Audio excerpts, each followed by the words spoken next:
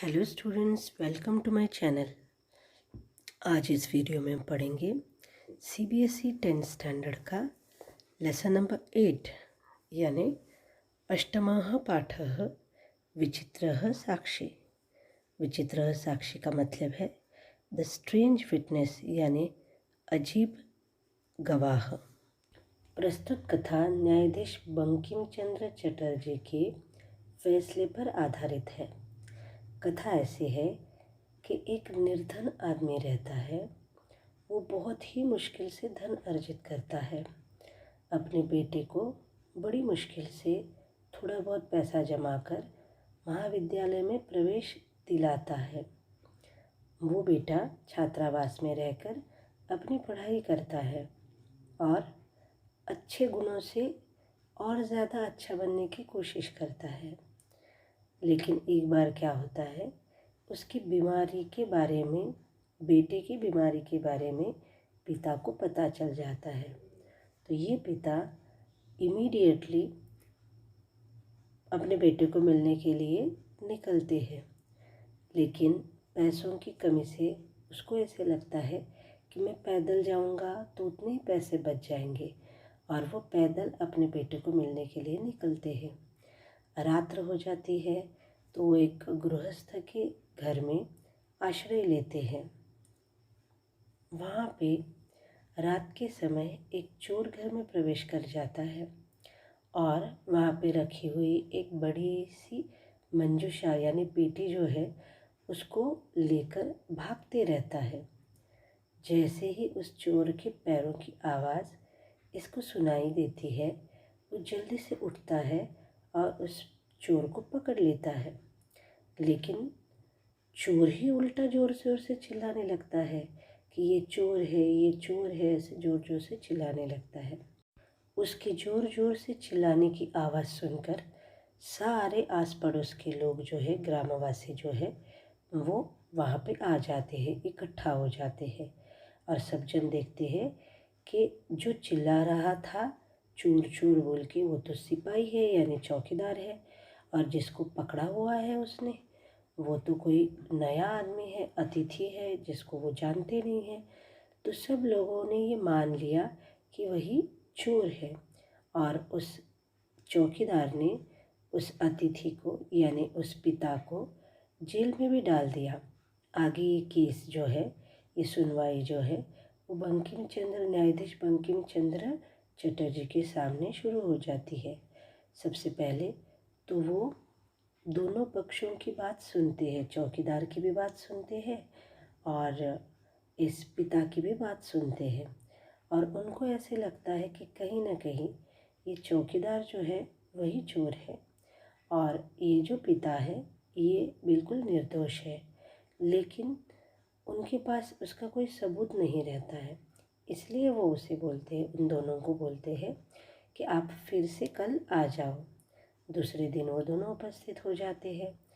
तभी उसी वक्त एक कर्मचारी आकर बताता है कि रोड पे एक लाश पड़ी है, और तब बंकिम चंद्र बताते हैं कि आप दोनों जाकर उस लाश को लेकर आओ, मृतदेह को लेकर आओ राजमार्ग से।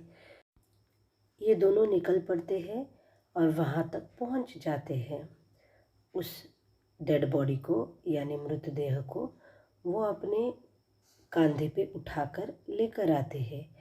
लेकिन ये जो अभियुक्त रहता है ये बहुत शरीर से कमज़ोर रहता है, और जो चौकीदार है वो बहुत हट्टा कट्टा रहता है। तो उस मृतदेह को उठाने में इस अभियुक्त को यानी पिता को बहुत कठिनाई होती है, और वो बेचारा रोने लगता है। उसकी पीड़ा देखकर इस चौकीदार को तो बहुत मज़ा आता है, और वो उसे बार बार कहता है कि हाँ, उस दिन तुमने मुझे चोरी करने से रोका था, अब भुगतो अपने कर्म का फल। अब कम से कम 3 साल के लिए तुमको कारावास मिलेगा। और वो उसके ऊपर हंसते रहता है।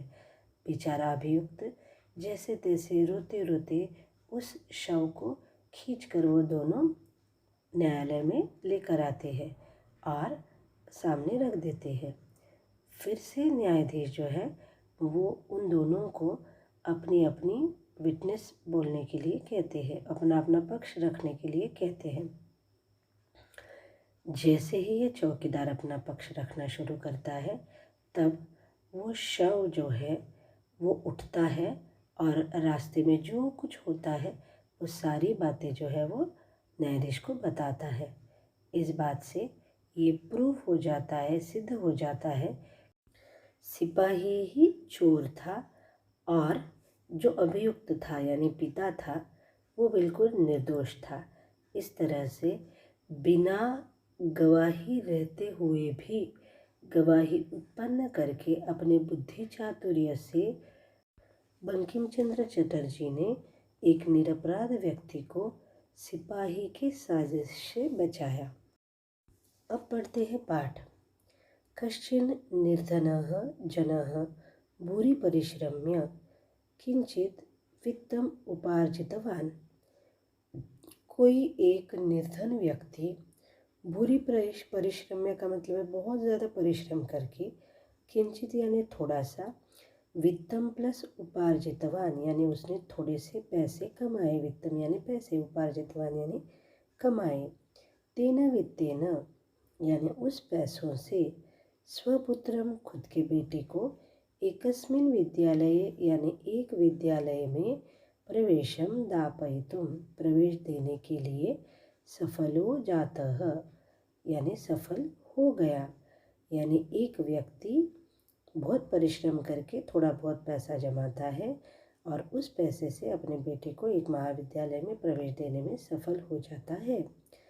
तनयः तत्रैव, तनयः यानी बेटा, तत्तनयः यानी वो बेटा, तत्रैव तत्र प्लस एव यानी वहाँ पर, छात्रावासे यानी हॉस्टल में, निवसन यानी रहते हुए, अध्ययने पढ़ाई में, संलग्नः यानी बिजी, समभूत यानी संलग्न हो गया, बिजी हो गया, छात्रावास में रहते हुए वो बेटा वहीं पे पढ़ाई में बिजी हो गया।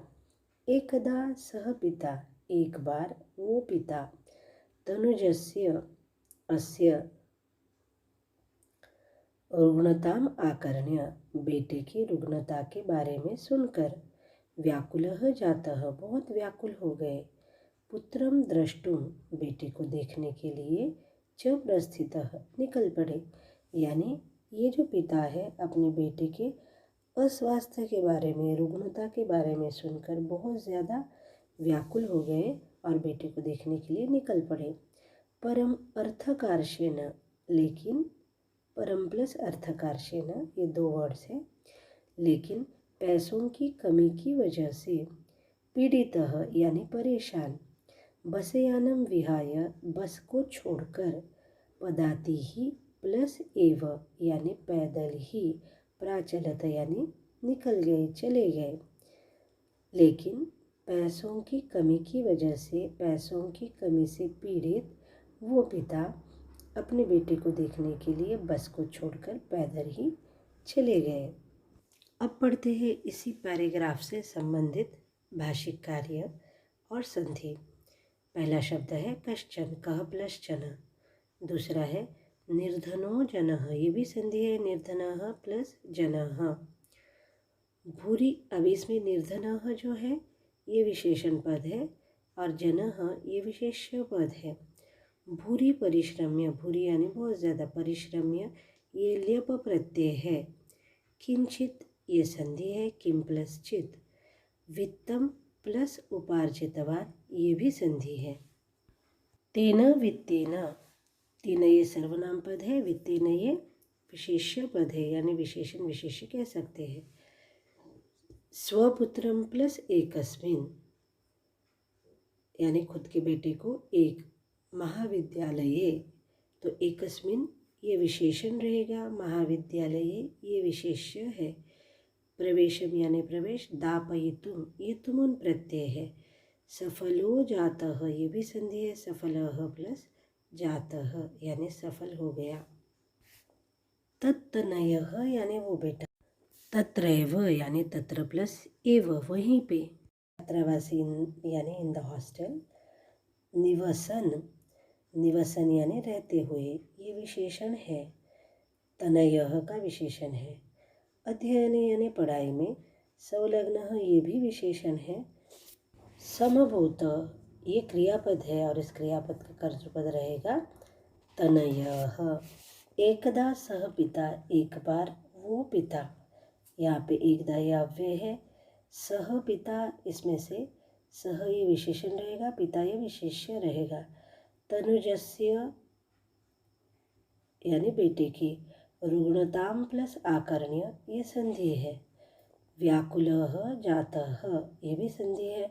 व्याकुलः यानी परेशान, जातः यानी हुआ, तो व्याकुलः जातः ये दोनों भी विशेषण पद रहेंगे और इनका विशेष्य पद है पिता।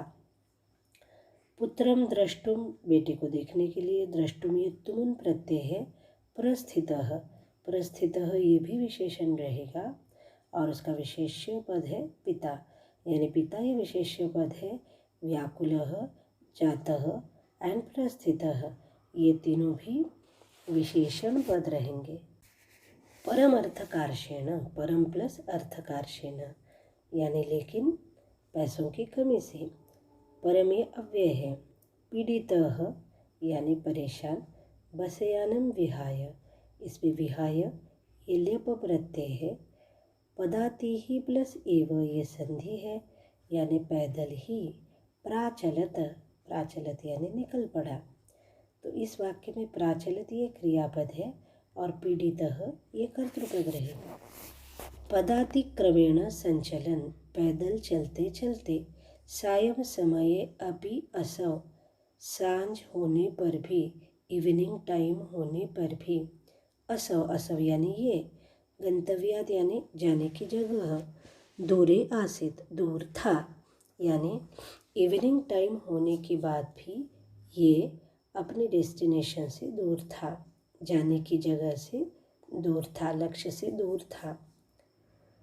निशांधकारे यानी रात्रि के बहुत ज़्यादा गहरे अंधेरे में। प्रसृते, प्रसृते यानी फैले हुए, रात के फैले हुए अंधेरे में। विजने प्रदेशी, विजने प्रदेशी का मतलब है बहुत सुनसान प्रदेश में। पदयात्रा न शुभा, वहाँ पैदल जाना ठीक नहीं है। एवं विचार्य ऐसा सोचकर, सह वो, पार्श्व स्थिते ग्रामे पास के ही गांव में। रात्रि निवासम कर्तुम रात को ठहरने के लिए। कंचित गृहस्थम उपागतः किसी गृहस्थ के पास चला गया। करुणा परिगृही दयावान गृहस्थ ने तस्मै आश्रयम प्रायच्छत उसको आश्रय दिया। अब पढ़ते हैं ग्रामर एस्पेक्ट। पदातिक्रमेण यानी पैदल चलते चलते, संचलन यानी चलते चलते, सायं संध्या का या फिर इवनिंग, समये प्लस अपि प्लस असौ ये संधि है। गंतव्यात यानी जाने की जगह से, लक्ष्य से। दूरे यानी दूर, आसित यानी था, इसमें आसित ये क्रियापद रहेगा और असौ ये कर्तृपद है। निशांधकारे यानी रात के अंधेरे में। प्रसृति का मतलब है फैले हुए, तो निशांधकारी ये विशेष्य पद रहेगा, प्रसृति ये विशेषण पद रहेगा। विजने प्रदेशे यानी निर्जन प्रदेश में, तो विजने ये विशेषण पद है, प्रदेशे ये विशेष्य पद है। पदयात्रा यानी पैदल जाना। न शुभावह, न ये अव्यय है और शुभावह ये विशेषण पद है, यानी पदयात्रा ये विशेष्य पद है और शुभावह ये विशेषण पद है। एवं ये अव्यय है। विचार्य ये लेप प्रत्यय है। सह यानी वो। पार्श्वस्थिते ग्रामे, पार्श्वस्थिते ये विशेषण पद रहेगा, पास के ही। ग्रामे ये विशेष्य पद रहेगा। रात्रि निवासम यानी रात को रुकने के लिए। कर्तुम ये तुमुन प्रत्यय है। कंचित यानी किसी। गृहस्थम प्लस उपागतः ये संधि रहेगी। उपागतः यानी गया। इस वाक्य में कंचित ये विशेषण पद है और गृहस्थम ये विशेष्य पद है। करुणापरी गृही, करुणापरी यानी दयावान, गृही यानी गृहस्थ। तो करुणापरी ये विशेषण है, गृही ये विशेष्य पद है। तस्मय, तस्मय यानी उसको, तो ये तस्मय ये जो सर्वनाम पद है वो उस पिता के लिए यूज़ किया है। आश्रयम यानी आश्रय, प्रायच्छत यानी दिया। यहाँ पे गृही ये कर्तृपद है और प्रायच्छत ये क्रियापद है। स्टूडेंट्स, अब इसके बाद वाला लेसन हम पढ़ेंगे पार्ट नंबर 2 में। Thank you for watching this video. Keep watching the upcoming videos. Do like, share and subscribe.